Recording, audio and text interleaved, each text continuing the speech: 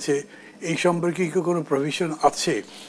যখন আমি কনস্টিটিউয়েন্ট পাওয়ার দিচ্ছি একটা হাউসকে, তখন তারা এটা হয়তো পারে, কিন্তু আমি আগে বলে দিচ্ছি তুমি যদি করতে পারলেও করলে, না করলে কিন্তু অটোমেটিক হয়ে যাবে। এরকম হয় কি না আমি জানি না, কিন্তু ওনারা যেহেতু বলছেন, এবং আমি চাই যে একটা সলিউশন হয়ে যাক, এটা ঝুলে না থাক, একটা কম্প্রোমাইজের মতো করে। এইটা নিয়ে একটা থিওরিটিক্যাল ডিবেট হোক। এই ডিবেট করলে কিন্তু অনেক ডিবেট করা যাবে, এমনকি গণভোট নিয়েও তো ডিবেট করা যেতে পারে যে এই অবস্থায় হতে পারে কি না, এইভাবে হতে পারে কি না। যদি ওটার মধ্যে থেকে তো ডিসেন্টগুলো বাদ দিয়ে দেওয়া হয়েছে এখন। তারপরেও আমি ঠিক কনস্টিটিউশন এক্সপার্ট হিসেবে বলতে পারবো না, কিন্তু আমি মনে করি যে এইটা একটা বাধ্যবাধকতা তৈরি করে। এই বাধ্যবাধকতা সম্ভবত থাকার দরকারও আছে, না হলে এরকম ঝুলে যদি থাকে তাহলে তো পুরো জিনিসটা once again it comes down to zero. সেজন্য আমি মনে করি এটা থাকা ভালো হয়েছে। প্রধান উপদেষ্টা বলছেন যে জুলাই সনদ বাস্তবায়ন হলে দেশ অতীতের গ্লানি থেকে মুক্তি পাবে। জুলাই সনদ বাস্তবায়ন, আপনারা আসলে গণভোটটি কবে চানছে? দুইটি বিষয় সুপারিশ করা হয়েছে, একটি নির্বাচনের আগে অথবা নির্বাচনের দিন। আমি নিজে আমার জোট চাই যে ভোটের দিন হোক, আচ্ছা, এবং বেশিরভাগ তাই চাই। আমি নিজে আবার এটার মধ্যে খুব বেশি ডিফারেন্স দেখি না। আগে যদি করা হয় তাহলে যে সমস্ত বলা হয় যে খরচ বেশি হবে আর টার্ন আপ কম হতে পারে, এটা বলা হয়, কিন্তু একই দিনে যদি করা হয় তাহলে টার্ন আপ আরও বেশি হবে, কারণ ভোট তো লোকে আসবেই। কিন্তু এমনিতে গণভোটের পার্সেন্টেজ কত হলো এইটা ইস্যু নয়, এটার কারণে গণভোট বাতিলও হতে পারবে না। তবুও দেখতে ভালো লাগে যদি বেশি লোক ভোট দেয়, আর গণভোট তো মানুষ বোঝেও না ভালো করে। এখন আমার মনে হচ্ছে যে গণভোটটা যেহেতু ডিসেন্ট বাদ হয়ে যাচ্ছে, তাহলে লোকের খুব বড় কনফিউশনে থাকবে না, ইয়েস্টোর মধ্যেই ভোটটা করতে পারবে। এটার চর্চা করলে আগেও করা যেতে পারে, খুব বড় রকম কোনো পার্থক্য হয় বলে মনে করি আমি। ধন্যবাদ। আমি যারা মুজিবুর রহমান মঞ্জু, আপনার কাছে একই রকম প্রশ্ন। আসলে জুলাই সনদের বাস্তবায়ন যে সুপারিশ করেছে ঐকমত্য কমিশন, সেই সুপারিশ আসলে কি কি আছে, কিভাবে বাস্তবায়ন হবে আপনার কাছে মনে হয়? ধন্যবাদ ফখরুল ইসলাম আপনাকে, মাহমুদ ভাই মান্না ভাই আছেন, দর্শককে শুভেচ্ছা জানাচ্ছি। খুব বেশি আমাদের এক্সপেকটেশনের বাইরে কিছু নাই। দুটো বিকল্প প্রস্তাবের মধ্যেও তেমন কোনো পার্থক্য নাই। একটা জায়গায় শুধু বলা হয়েছে যে এটা স্বয়ংক্রিয়ভাবে 270 দিন না 290 না 270 দিনের মধ্যে না হলে এটা স্বয়ংক্রিয়ভাবে হয়ে যাবে। আরেকটাতে বলা হয়েছে 270 দিনের মধ্যে এটা বাস্তবায়ন করে এর কাজটা শেষ হয়ে যাবে। অর্থাৎ কনস্টিটিউশন মানে যার পরবর্তী পার্লামেন্ট যেটা হবে, এটা একটা দ্বৈত চরিত্রের পার্লামেন্ট হবে। একটা হচ্ছে কনস্টিটিউশন পাওয়ার সমৃদ্ধ সংবিধান সংস্কার পরিষদ নামে, আর দ্বিতীয়ত এটা অটোমেটিক পার্লামেন্ট আকারে থাকবে। তো এই কাজটা 270 দিনের মধ্যে করে এর ক্ষমতাটা শেষ হয়ে যাবে। এই ধরনের একটা অর্ডার সরকার জারি করবে। আর যদি 270 দিনের মধ্যে করতে না পারে, তাহলে প্রথম বিকল্প যেটা বলা হয়েছে যে সেটাতে এটা অটোমেটিক ইমপ্লিমেন্টেড হয়ে যাবে। অ্যাকচুয়ালি এটাতে ইমপ্লিমেন্টেড হয়ে যাবে গণভোটের মধ্য দিয়ে। এটা একটা ম্যান্ডেট যদি পায়, এটা ইমপ্লিমেন্ট করতে তো এই পার্লামেন্ট বাধ্য, কারণ জনমতের রায় সে পেয়েছে।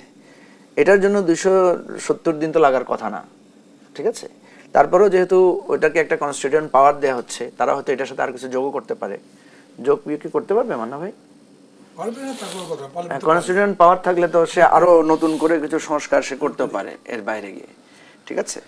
তো আমার কাছে যেটা মনে হয় যে এটা নিয়ে বিএনপি কি প্রতিক্রিয়া দেখায় সেটা একটা দেখার বিষয়, কারণ বিএনপি এই আদেশের বিপক্ষে ছিল।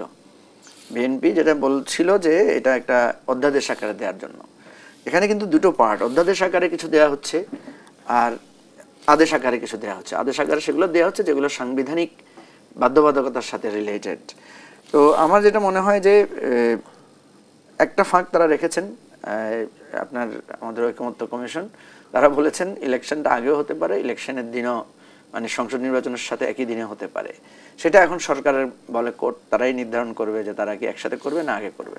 আমি মান্না ভাইয়ের সাথে একমত যে এটা আগে করলে একটু সুবিধা বেশি, পরে করলে সুবিধা একটু কম। এই সুবিধা অসুবিধারই একটু পার্থক্য, এখানে অন্য কোনো খুব বেশি বড় পার্থক্য হবে বলে মনে হচ্ছে না। আর আমাদের হাতে সময় তো নাই, এখন ধরেন 4 দিন পরে নভেম্বর মাস শুরু হচ্ছে।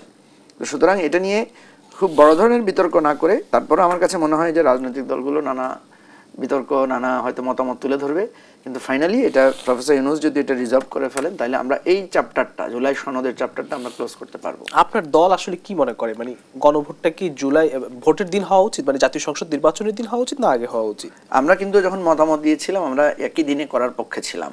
আচ্ছা, হ্যাঁ, এই জন্যই ছিলাম যে এখানে দুটোর লাভ হয়।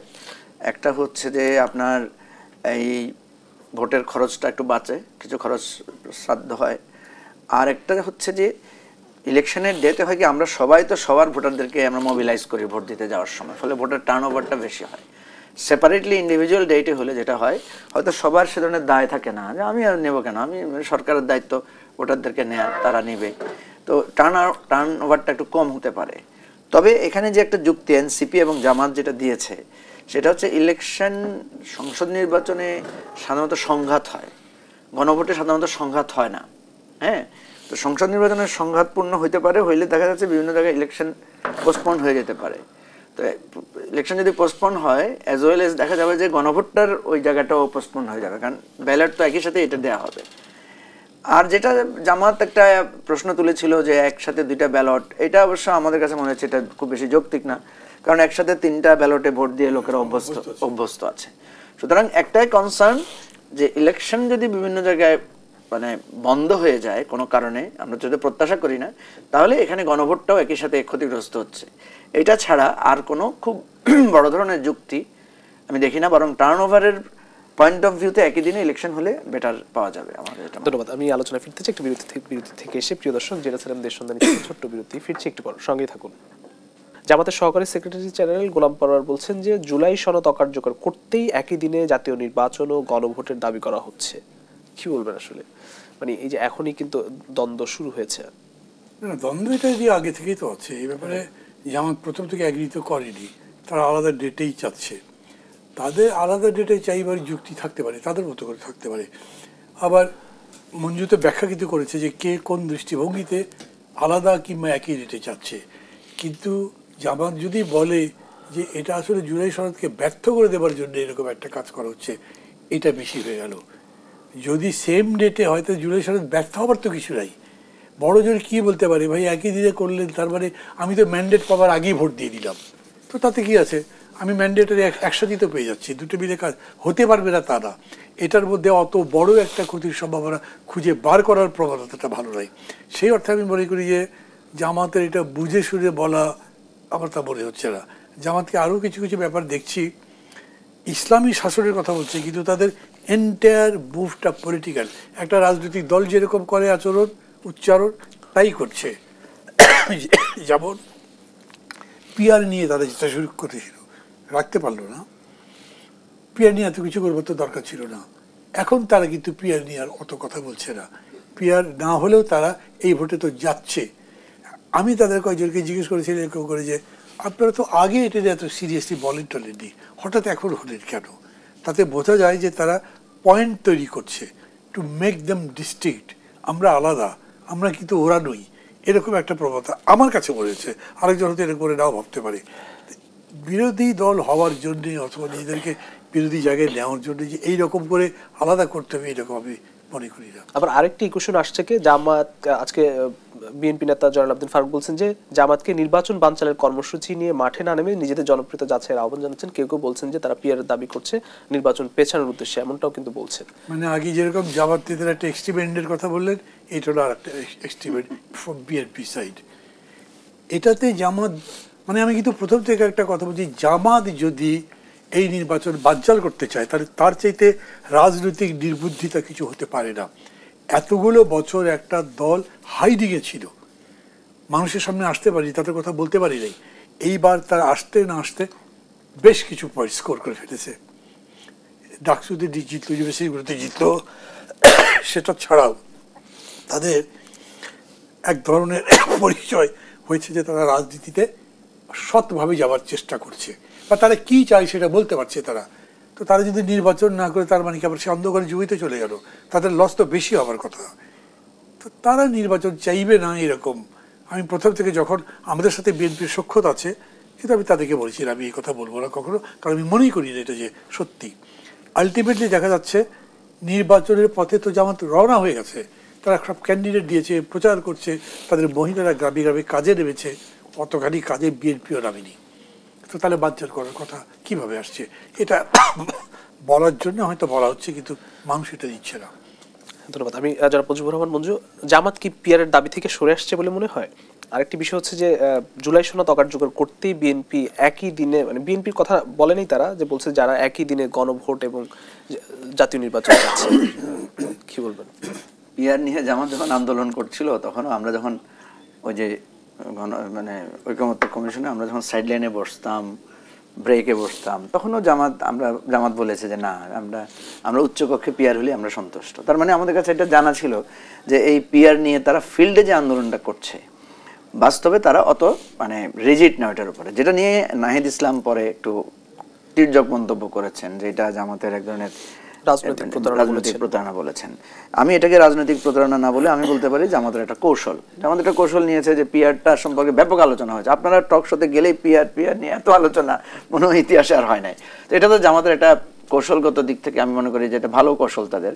তারা পিয়ারটাকে আলোচনায় নিয়ে আসছে। জামাতের একটা এজেন্ডা পিয়ার, কমিউনিস্ট পার্টির একটা এজেন্ডা পিয়ার। এখানে একটা অদ্ভুত ব্যাপার, জামাত আর কমিউনিস্ট পার্টির কিন্তু এক জায়গায় মেলবন্ধন পাচ্ছি আমরা। তো এনিওয়ে, আমি যেটা মনে করি যে জামাত পিয়ারের ব্যাপারে কখনোই আমাদের কাছে মনে হয় নাই যে পিয়ার ছাড়া জামাত নির্বাচনে যাবে না।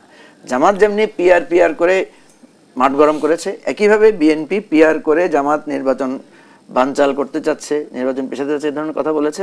আমরা যারা মাঝপথে দুই দলের মাঝখানে আছি, আমাদের কাছে মনে হয়েছে দুইটাই একটা রাজনৈতিক মানে কৌশল ওনাদের। বিএনপি জামাতকে আনপপুলার করার চেষ্টা করেছে যে তারা ইলেকশন চায় না, কিন্তু জামাত আবার সেটাকে কাভার করেছে কিভাবে? জামাত কিন্তু ফিল্ড লেভেলে তারা যে ইলেকশন চায়, ইলেকশন যে তারা করছে, এই জায়গায় তারা অনেক নিজেদেরকে এগিয়ে রেখেছে। তো এখন ধরেন একটা রাজনৈতিক দলের কৌশল তো থাকতেই পারে। আপনার কৌশলকে আমার কাছে প্রতারণাপূর্ণ মনে হতে পারে, আমি সেটাকে মানে সমালোচনা করতেই পারি। তো সেটা নিয়ে আমি মনে করি এগুলো সবই রাজনৈতিক বিতর্ক। আর আপনি যে কথাটা বললেন যে বিএনপি যেটা বলছে যে জামাত নির্বাচন বানচাল করতে চায় বা ইত্যাদি ইত্যাদি, এটা আমার কাছে যেটা মনে হয়েছে জামাত নির্বাচন একটু পিছানোর জন্য চেষ্টা করেছিল। জামাত চেয়েছিল যে ইলেকশনটা আরো পরে হোক, এবং এনসিপিও চেয়েছিল যে সংস্কারগুলো হয়ে হোক। এবং এটা সত্য যে নির্বাচন যত দেরিতে হবে তত বিএনপির লস, বিএনপি ততই তার যে বিএনপি ধরেন সবচেয়ে পপুলার পার্টি তো বিএনপি ছিল আওয়ামী লীগ পিরিয়ডে। আমরা যখন দেখবো 2014, 2018, 2024 সবসময় আমরা দেখলাম যে বিএনপি লিড করছে, ঠিক আছে। তখন 2018-তে যদিও মান্না ভাইরা লিড করেছেন ঐক্যটা বা কামাল হোসেন সাহেব ছিলেন, কিন্তু আসলে তো মেজর পার্টি ছিল বিএনপি, এবং বিএনপি কিন্তু ভয় পেয়েছে আওয়ামী লীগ। 2018-তে আমরা দেখলাম সেম, 14, 18, 24-এও আমরা দেখলাম যে বিএনপি যখন বর্জন করেছে সবাই তার একই সাথে বর্জন করেছে। এখন এই বিএনপির এই লিডিং পজিশনটা কিন্তু আস্তে আস্তে খর্ব হচ্ছে। যেমন এখন দেখেন দিনকে দিন মনে হচ্ছে জামাত একটা শক্তি আকারে আবির্ভূত হয়েছে, এবং এটা সত্য কথা যে আমরা বা নানা জরিপ নানা বিষয় যখন দেখছি তখন দেখছি যে জামাতের ভোট বাড়ছে। তো এই জায়গাটা থেকে জামাত যদি মনে করে যে ইলেকশন বিলম্ব হলে তার ভোটের জায়গায় সুবিধা, তাহলে জামাত তো এই কৌশল করতে পারে। আমার কাছে সেটা অপকৌশল মনে হতে পারে। জামাত সে কৌশল যদি করে তার রাজনৈতিক স্বার্থে, সেটা নিশ্চয়ই জনগণ বিচার করবে যে রাজনৈতিক স্বার্থে এই ধরনের কৌশল নেওয়া সঠিক কিনা। আবার বিএনপি যে একেবারে সংস্কারের জন্য বেশি তাড়াহুড়ো না করে যে ইলেকশন করছে, এটা তো বিএনপির জন্য একটা কৌশল। বিএনপি জানে যে যত তাড়াতাড়ি ইলেকশন হবে তত তার জন্য কল্যাণ, কারণ বিএনপি দল আকারে তার প্রার্থীরা, বিএনপির প্রায় 500 সাবেক এমপি আছে, বুঝছেন। এই স্ট্রেংথ তো জামাতের নাই। জামাতের তো 20-25 জন আছে কিনা সন্দেহ, কারণ অনেকে বেঁচে আছে, মারা গেছে। বিএনপি কিন্তু বেঁচে আছে এরকম প্রায় 500 এমপি হবে, সাবেক এমপি। আমাদের অন্যান্য কোনো দলের তো স্ট্রেংথ নাই, এবং সব দল মিলিয়ে তো তার মানে 5 ভাগের 1 ভাগ স্ট্রেংথ নাই। তো সুতরাং বিএনপির এত বড় স্ট্রেংথের কারণে বিএনপি ইলেকশনটা তাড়াতাড়ি চেয়েছে। এখন জামাত যখন ইলেকশনটা একটু পিছাতে চেয়েছে, বা এনসিপি যখন চেয়েছে ইলেকশনটা একটু পরে হোক, সংস্কারটা সামনে আসুক, অনেকে হয়তো বলবেন যে ওনারা সংস্কারটাকে গুরুত্ব দিয়েছেন, অনেকে হয়তো বলবেন বিএনপি ইলেকশনকে গুরুত্ব দিয়েছে। কিন্তু ম্যাটেরিয়ালিস্টিক পয়েন্ট অফ ভিউ থেকে আমরা দেখবো যে এখানে এখন স্বার্থটাই প্রিভেল করে। নির্বাচন যত দেরি হবে তত বিএনপির প্রতি মানুষ অসন্তুষ্ট হবে। এটা আপনি যদি আমাকে ব্যাখ্যা করতে বলেন আমি এভাবে ব্যাখ্যা করবো। এটা আমার দৃষ্টিতে যে বিএনপির যে সাংগঠনিক শক্তি এবং জায়গা, আপনার গ্রাম থেকে গ্রামান্তরে, উপজেলা পর্যায়ে, জেলা লেভেলে আপনি দেখবেন বিএনপির নেতাদের অবস্থানটা সুদৃঢ় হয়েছে। বাংলাদেশের মানুষ দল, ক্ষমতাসীন দলকে কিভাবে যাচাই করে জানেন? দেখে বাস স্ট্যান্ড কার দখলে আছে, দেখে যে কন্ট্রাক্টরই কারা করছে, দেখে যে থানায় কার কথাটা বেশি চলে, দেখে বাজারের ইজারাটা কে নিয়েছে, দেখে স্কুল কমিটিতে কে সভাপতি, মাদ্রাসা কমিটিতে কে সভাপতি, এগুলো দেখে বুঝে যে এরা হচ্ছে ক্ষমতায়। তো এগুলো যদি আপনি যাচাই করে দেখেন 80 থেকে 90% জায়গায় আপনি দেখবেন বাজার ইজারা, এগুলো তো আমাদের অবৈধ নাম। ইজারা তো এটা মানে ডিউ প্রসেস। আপনার হাট ইজারা দেয়া, বাস স্ট্যান্ড ইজারা নেওয়া, স্কুল কমিটির সভাপতি হওয়া, মাদ্রাসা কমিটির সভাপতি হওয়া, কলেজের গভর্নিং বডির সভাপতি হওয়া, এগুলো আমাদের নিয়ম। এই নিয়মের মধ্যে আপনি দেখবেন বেশিরভাগ জায়গায় বিএনপির লোকেরা সেগুলো, আওয়ামী লীগের লোকেরা পালিয়ে যাওয়ার পরে সেগুলো বেশিরভাগ ক্ষেত্রে বিএনপি রিপ্লেস করেছে, কিছু জায়গায় জামাত রিপ্লেস করেছে, কিছু জায়গায় এনসিপির সুপারিশকৃত কিছু লোকজন রিপ্লেস করেছে। সুতরাং সেখানে মানুষ দেখছে যে বিএনপি ইজ ইন দি পাওয়ার। আমাদের দেশে যখনই ফেয়ার ইলেকশন হয়, নিরপেক্ষ ইলেকশন হয়, সবসময় জনমত শক্তিশালীদের বিরুদ্ধে থাকে। এটা আপনি 91, 96, 2001, 2008 সব ইলেকশনে দেখবেন তারা মানে শক্তিশালী দলের বিরুদ্ধে রায় দেওয়ার চেষ্টা করেছে যে ক্ষমতায় ছিল। তো মানুষের মনে যখন মনে হবে যে বিএনপি এখন ক্ষমতায় আছে, মানুষ কিন্তু ডক্টর ইউনূস ক্ষমতায় আছে এটা শুধু ওই জায়গায় দেখে, কিন্তু ফিল্ড লেভেলে তো ইউনূস সাহেবের লোকেরা তো আর বালুমহাল আর জলমহালের কর্তৃত্বে নাই। এই জন্য ইলেকশন যত দেরি হবে এই জায়গাগুলোর প্রভাবটা বিএনপির বিপক্ষে যাবে। এই জন্যই জামাত নির্বাচন পেছাতে চাচ্ছে। পিছানো আমি বলছি যে পিছানো, জামাত তো বলতেছেন আমরা নির্বাচন পিছাতে চাই, জামাতের ইন্টারনাল একটা ভয়েস বোঝা যায়, একটা টোন বোঝা যায় যে ইলেকশন, সেই টোন তো আর জামাত বলছেন না আমরা ইলেকশন পিছানো চাই। জামাত বলে যে বিচার হইতে হবে আগে, সংস্কার হইতে হবে আগে, সবকিছু ঠিক হয় তারপর ইলেকশন হইতে হবে। নীতিগতভাবে এটার বিরুদ্ধে তো আপনি বলতে পারবেন না, এটা তো সত্য কথা, কিন্তু এটার অন্তরালের উদ্দেশ্যটা আমি বলছি। এখন ধরেন আমি এটা কথার কথা বলছি, আমার কথা নিয়ে বিতর্ক হবে আমি জানি। ধরেন ইলেকশন আসতে আসতে যদি দেখা যায় যে জামাতের অবস্থা খুব ভালো, বিএনপির অবস্থা খারাপ, তখন তো এমনও হতে পারে যে বিএনপি বলবে যে ইলেকশন আরো পিছাক, এত তাড়াতাড়ি ইলেকশন নানা কারণে আমরা চাই না। কারণ আমাদের রাজনৈতিক দলগুলো তো স্বার্থকেন্দ্রিক ভয়েস তৈরি করার একটা প্রবণতা আছে। আপনি ছাত্র সংসদ নির্বাচনগুলো তো দেখেন নাই, বিএনপির ছাত্র দলের লোকেরা কিন্তু এখন কোনো ছাত্র সংসদ নির্বাচন হোক এখন আর চায় না। কেন চায় না? তাদের ধারণা যে ইলেকশন হলেই তারা হেরে যাচ্ছে। বা এনসিপির ছাত্র সংগঠনও কিন্তু এখন দেখবেন যে ইলেকশন কোথাও হইতে চাইলে ওরা ইলেকশনের পক্ষে থাকবে না। এটা একটু পারসেপশন জায়গা থেকে আমি বললাম। আলোচনা আমি ফিরবার একটু বিরতি থেকে ফিরে এসে প্রিয় দর্শক, জেরুসালেম নিবেদিত দেশ আরো একটি বিরতি নিচ্ছি, ফিরছি একটু পর, সঙ্গেই থাকুন। জেরুসালেম নিবেদিত দেশ আরেকবার স্বাগত জানাচ্ছি। আমি জনাব মাহমুদুর রহমান মান্না আপনার কাছে আসছি। যে জুলাই সনদ এখনো বেশ কয়েকটি দল স্বাক্ষর করেনি। এনসিপি বলেছে যে জুলাই সনদ বাস্তবায়নের যে নিশ্চয়তা সেটি বা ঘোষণা সেটি আসলে হয়তো তারা স্বাক্ষর করবে। যারা স্বাক্ষর করেনি তারা কি স্বাক্ষর করবে বলে আপনার কাছে মনে হচ্ছে? এনসিপি তো কোনো রিয়াকশন এখনো দেয়নি এই আজকের ঘোষণার পরে, বা বুঝতে পারছি না আমি কি করবে, তাদের সাথে আমি কোনো যোগাযোগ হয়নি, কথা বলিনি। কিন্তু মাঝে যেটা দেখেছি তারা এরকম বলেছে যে তারা এই প্রক্রিয়ার বাইরে যাচ্ছে না, প্রক্রিয়ার মধ্যেই থাকতে চায়, তারা সইও করতে চায়, কিন্তু তাদের যে সমস্ত অভিযোগ আছে সেগুলো বলেছে। এখন এটার বাস্তবায়ন নিশ্চিত করবার ব্যাপারে ওই যে স্বয়ংক্রিয়ভাবে হয়ে যাবে বলা হলো, যে এটা তো তাদের প্রশ্নের খানিকটা আনসার, পুরোপুরি তাদের স্যাটিসফাই করবে কিনা তা আমি জানি না। কিন্তু আমি মনে করি যে মানে প্রত্যেকেরই না এটা বোঝা দরকার যে আমরা এরকম একটা সাবজেক্ট অ্যাটেম্প্ট করছি যেটা আমরা আগে কখনো করিনি, আমরা জানি না। মানে এইরকম একটা বড় যজ্ঞ বাংলাদেশে কেন, এটা তো আমেরিকা যখন কনস্টিটিউশন বানিয়েছে তখন হয়েছে, বা কোনো একটা দেশে নতুন কনস্টিটিউশন হবার সময় হয়তো হয়েছে। এটা তো almost like preparing new constitution, 8 মাস ধরে করেছি। এই চর্চা করবার পরে বহু গ্যাপ কিন্তু থাকতেই পারে, ওইটুকু যদি আমি অ্যাডজাস্ট করতে না পারি তাহলে আমি সামনের দিকে যেতে পারবো না। আমি এটা সবসময় মনে করি যে এই মানে কেউ তরুণ তুর্কি বলে, আমি বলি যে ইয়াংস্টাররা যারা এই লড়াইটা করেছে তারা নিজেদেরকে র্যাডিক্যাল ভাবতে যত বেশি পছন্দ করে, রিফর্মার ভাবতে তত হয়তো পছন্দ করে না, অথবা তারা যত ফাইটার ভাবতে পছন্দ করে তারা তত বেশি কনস্ট্রাক্টর বা এরকম ভাবতে পছন্দ করে না হয়তো। যে কারণে এটার যে ভেতরের জটিলতা আছে এই জটিলতাটা তারা আবেগ দিয়েই কেবল নিষ্পত্তি করতে চেয়েছে। এইখানে আমি দেখছি যে এক ধরনের কি বলা যায় গিভ অ্যান্ড টেকের মতো একটা গভর্নমেন্ট আসছে ডেফিনেটলি জনগণের অভিপ্রায়ের ভিত্তিতে, কিন্তু এসছে আবার কনস্টিটিউশন রক্ষা করবার শপথ নিয়ে। তারা সেই শপথ নেবার পরে আবার বিয়ন্ড দি কনস্টিটিউশন গিয়ে একটা কাজ করছে, এটা হলো রিয়েলিটি। আমরা তাও মানছি, কারণ আমরা মনে করছি যে এইখানে কনস্টিটিউশনিজম বা রেডিকালিজম এটার আনসার না, এটার আনসার হলো প্র্যাগমেটিজম, এবং প্র্যাগমেটিজমই বলে যে এরকম করে করা উচিত। এটা তারা বুঝবে, এটা আমি আশা করি। দেখা যাক কী হয়, রিয়াকশন নিশ্চয়ই দেখতে পারবো। আর বামপন্থী যারা এটার বিরোধিতা করেছেন ওদের উপর সেটা তো অ্যাড্রেস করা হয়নি। তারা কি করবেন আমি জানি না। আমি ধারণা করি তারা সই করুক বা না করুক, তারা তো নির্বাচন করবে বলেছে, তারা একটা জোট করছেও, এবং মানে একটা সামগ্রিকভাবে জাতীয় নির্বাচনে প্রস্তুতি নিচ্ছে। যেটাই হোক না কেন, আমি যা চাই যে শেষ পর্যন্ত একটা গ্রহণযোগ্য নির্বাচন হোক প্রশ্নের বাইরে থেকে, যেটা আমাকে গণতন্ত্রের জন্য একটা সিঁড়ি অন্তত তৈরি করে দেবে। সেই রকম একটা পরিস্থিতি তৈরি হয়েছে।